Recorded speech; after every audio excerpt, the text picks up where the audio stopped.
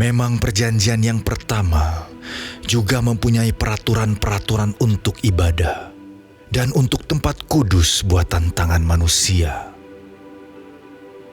Sebab ada dipersiapkan suatu kemah, yaitu bagian yang paling depan, dan di situ terdapat kaki dian dan meja dengan roti sajian. Bagian ini disebut tempat yang kudus. Di belakang tirai yang kedua, terdapat suatu kemah lagi yang disebut tempat yang maha kudus.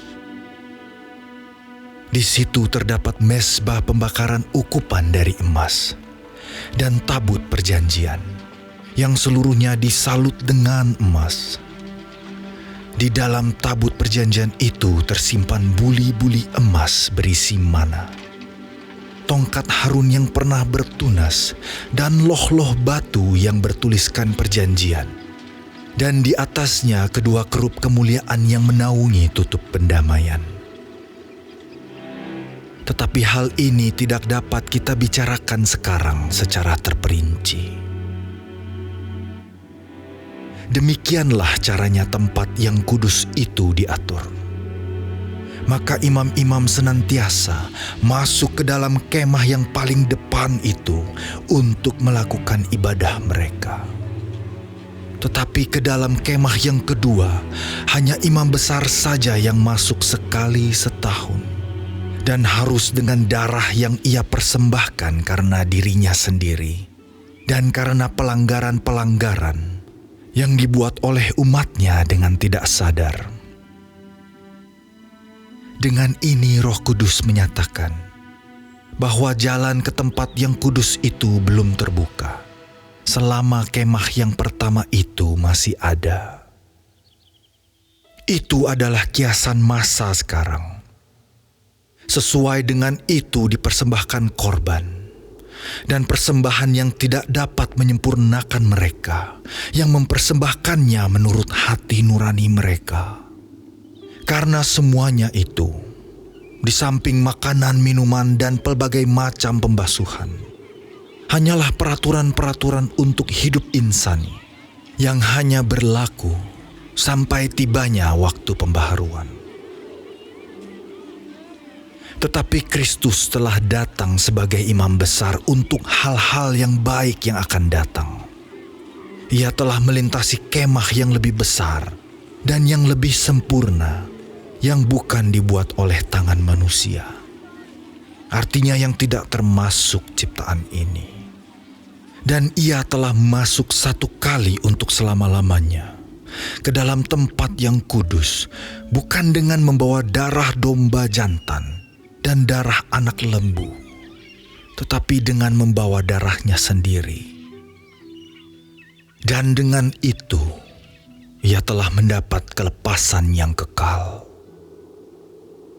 Sebab, jika darah domba jantan dan darah lembu jantan dan percikan abu lembu muda menguduskan mereka yang najis, sehingga mereka disucikan secara lahiriah, betapa lebihnya darah Kristus, yang oleh Roh yang kekal telah mempersembahkan dirinya sendiri kepada Allah sebagai persembahan yang tak bercacat, akan menyucikan hati nurani kita dari perbuatan-perbuatan yang sia-sia, supaya kita dapat beribadah kepada Allah yang hidup. Karena itu, ia adalah pengantara dari suatu perjanjian yang baru, supaya mereka yang telah terpanggil dapat menerima bagian kekal yang dijanjikan. Sebab ia telah mati untuk menebus pelanggaran-pelanggaran yang telah dilakukan selama perjanjian yang pertama. Sebab di mana ada wasiat, di situ harus diberitahukan tentang kematian pembuat wasiat itu. Karena suatu wasiat barulah sah kalau pembuat wasiat itu telah mati, sebab ia tidak berlaku selama pembuat wasiat itu masih hidup. Itulah sebabnya, maka perjanjian yang pertama tidak disahkan tanpa darah.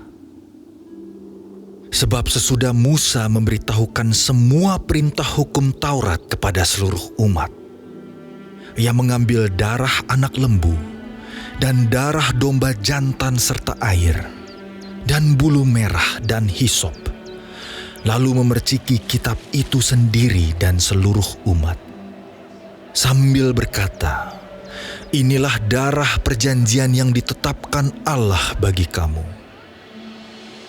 Dan juga kemah dan semua alat untuk ibadah dipercikinya secara demikian dengan darah. Dan hampir segala sesuatu disucikan menurut hukum Taurat dengan darah. Dan tanpa penumpahan darah tidak ada pengampunan. Jadi, segala sesuatu yang melambangkan apa yang ada di sorga haruslah ditahirkan secara demikian. Tetapi benda-benda sorgawi sendiri oleh persembahan-persembahan yang lebih baik daripada itu. Sebab Kristus bukan masuk ke dalam tempat kudus buatan tangan manusia, yang hanya merupakan gambaran saja dari yang sebenarnya, tetapi ke dalam sorga sendiri, untuk menghadap hadirat Allah, guna kepentingan kita. Dan ia bukan masuk untuk berulang-ulang mempersembahkan dirinya sendiri, sebagaimana imam besar setiap tahun masuk ke dalam tempat kudus dengan darah yang bukan darahnya sendiri. Sebab jika demikian, ia harus berulang-ulang menderita sejak dunia ini dijadikan. Tetapi sekarang ia hanya satu kali saja menyatakan dirinya pada zaman akhir untuk menghapuskan dosa oleh korbannya. Dan sama seperti manusia, ditetapkan untuk mati hanya satu kali saja, dan sesudah itu dihakimi.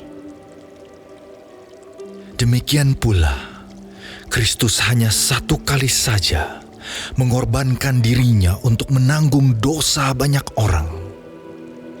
Sesudah itu ia akan menyatakan dirinya sekali lagi, tanpa menanggung dosa, untuk menganugerahkan keselamatan kepada mereka yang menantikan Dia.